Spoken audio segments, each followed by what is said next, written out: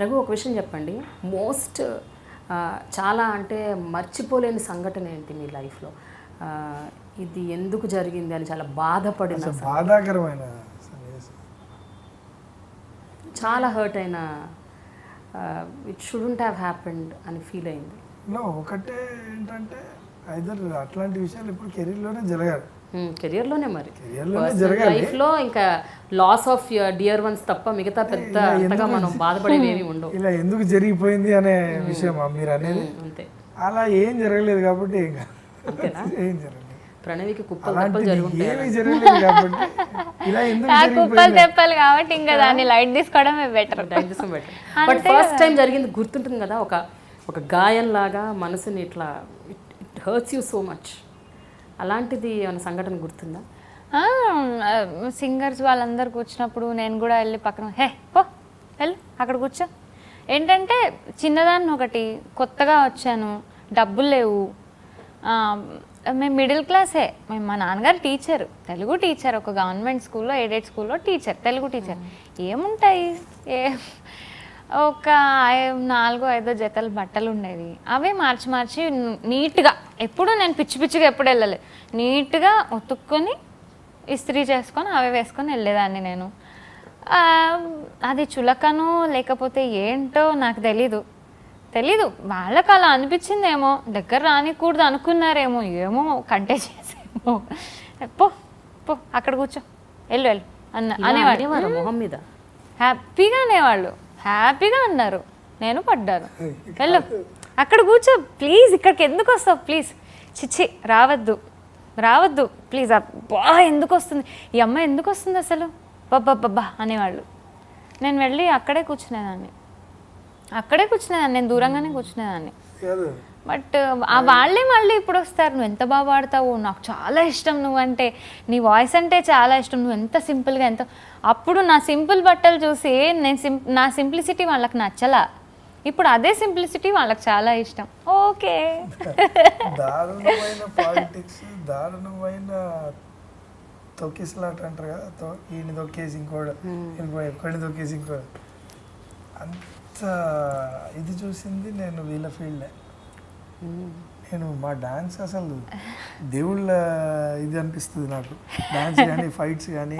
కానీ నేను విన్నది ఆపోజిట్, సింగర్స్ అందరూ ఏదో యూనిటీగా ఉంటారని. కాకపోతే గ్రూప్స్ గా ఉంటారు. యూనిటీ ఉంటుంది కానీ గ్రూప్స్ లో యూనిటీ ఉంటుంది. గ్రూప్స్ అంటే అది అలా అయిపోయింది. ఇది ఎవరి ప్రమేయము కాదు, ఎవరి తప్పు కాదు, అది అలా జరిగిపోయింది అంతే. ఎక్కడో ఏదో స్టార్ట్ అయి ఉంటుంది, అది అలా కంటిన్యూ అయిపోతుంది. ఇప్పుడు ఈ జనరేషన్కి వచ్చేటప్పటికి కొంచెం అదంతా పోయి కొంచెం యంగ్ జనరేషన్ కదా, బాగుంటుంది. భయం లేదు వీళ్ళ దాంట్లో. ఇప్పుడు సపోజ్ నేను సింగర్, తను సింగర్ అనుకోండి, తను వెళ్ళి పాడాలి అని తనకు వచ్చింది ఛాన్స్, తనకు ఒక 10,000 ఇస్తారనుకోండి, నేనేం చేస్తానంటే నేను ఫోన్ చేసి నేను ఫ్రీగా పాడతా, నాకు ఇచ్చేయండి. అది జరుగుతుంది. ఏమైందంటే అవతలవాడు బాగుపడిపోతాడు ఓకే, కానీ వీళ్ళల్లో వీళ్ళే ఇంటర్నల్గా అలా అసలు ఏంటి, అసలు సంబంధమే లేదు నాకైతే. నేను ఒకసారి అన్నాను, నేను తనతోటి కూర్చొని, నేను ఎంత బాగుంటుంది అనుకున్నానో ఈ ఫీల్డ్, కానీ ఇంత దారుణంగా ఉంటుందని నేను ఎక్కడ ఊహించలేదు.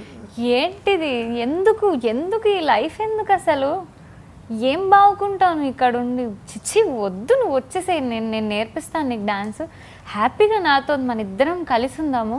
నిన్ను ఇంట్లో వదిలిపెట్టి నేను బయటికి వెళ్ళిపోయి నువ్వు ఎక్కడికో వెళ్ళి పాడడానికి వెళ్ళి నువ్వు బాధపడి, నాకు ఇష్టం లేదు. ఇప్పుడు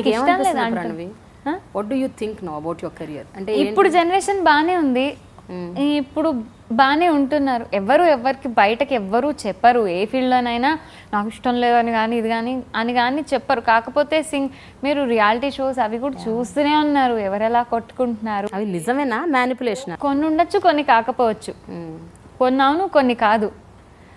సో చెప్పుకోరు, కనిపిస్తూనే ఉంది అందరికీ బయటికి. బట్ నాకు అవకాశాలు వస్తున్నాయి, నేనంటే రిగార్డ్ ఉంది, చాలా మందికి ఉంది. ఇక్కడ లేకపోయినా నాకు చెన్నైలో చాలా రిగార్డ్ ఉంది, నాకు అక్కడి నుంచి చాలా మంచి వర్క్స్ వస్తున్నాయి, నేను ఇక్కడి నుంచి చేసి పంపిస్తున్నా ధైర్యంగా. అమ్మాయి చాలా బాగా పాడుతుంది, నేను లేకపోయినా పర్లేదు, అమ్మాయి పాడి పంపిస్తుంది, కరెక్షన్స్ ఉండవు, డైరెక్ట్ పెట్టుకోవచ్చు అని నమ్మకంతో పంపిస్తున్నారు. I'm very happy with that. I'm very satisfied with my career. నాకు వచ్చే అవకాశాలు నాకు ఉన్నాయి. నేను హ్యాపీ. నాకు ఎప్పుడన్నా ఏమైనా ఖర్చు పెట్టుకోవాలనిపించినా, డ్రెస్ కొనుక్కోవాలనిపించినా, ఏమన్నా నాకు హ్యాపీగా నా మొగుడు ఉన్నాడు, నాకు చేస్తున్నాడు, నాకు ఇంకేం కావాలి, ఇదంతా నాకు ఎక్స్ట్రా ఖర్చులు. Happy. Dialogue with Prema and Prema గారితో ఇంటర్వ్యూ చేయడం చాలా చాలా ఆనందంగా ఉంది. నీకు ఎలా ఉంది ప్రణవి, చెప్పు. నాకు చాలా చాలా చాలా ఆనందంగా ఉంది. థ్యాంక్ యూ ప్రేమ గారు. And watch this exclusive interview of us in dialogue with Prema on I dream.